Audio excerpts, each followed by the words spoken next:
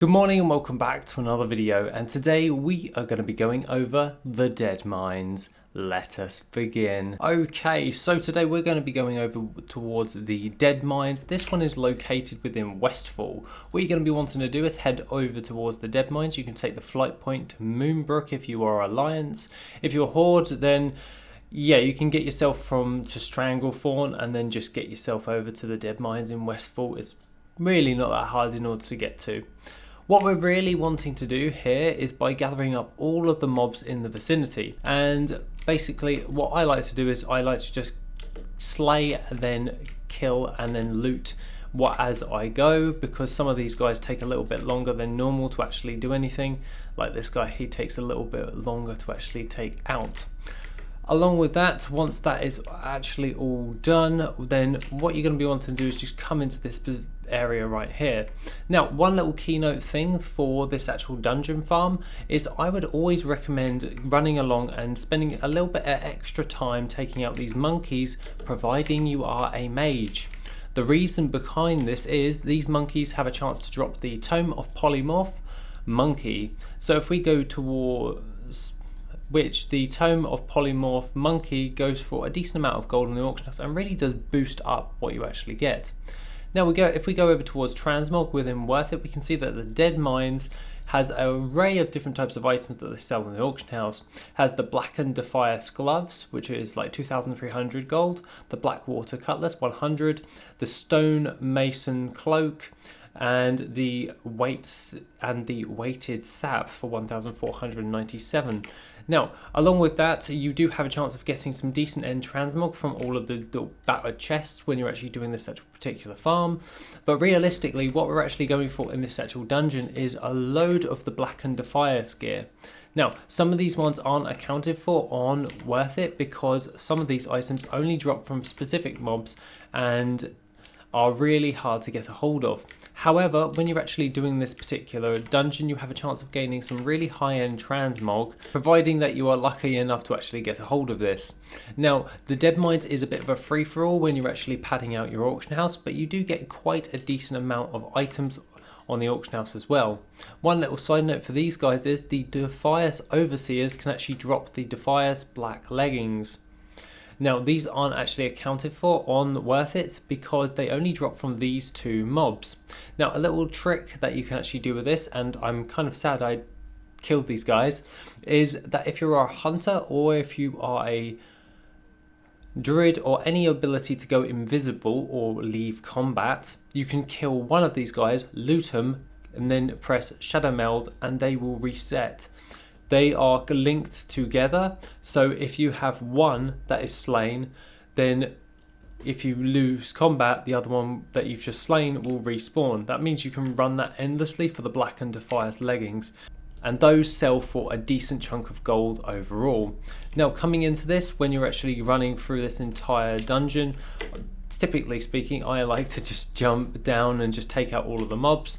But doing a full clear of this dungeon takes a decent amount of time in order to do. So I'd only recommend this dungeon only if that you are well already built up on the auction house for transmog and you're wanting to try and get a hold of some decent high-end transmog, because the rest of them are not worth a great deal.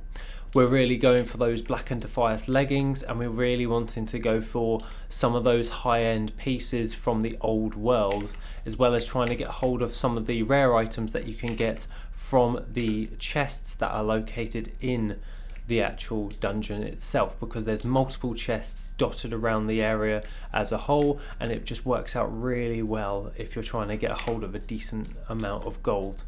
Now, one thing to note, if you haven't done this already, that the bombs will knock you off and knock you into the water. This will actually be very, very annoying. However, you can just get up really easily but once you are back up, make sure that you actually run yourself all the way to the other side on the left hand side.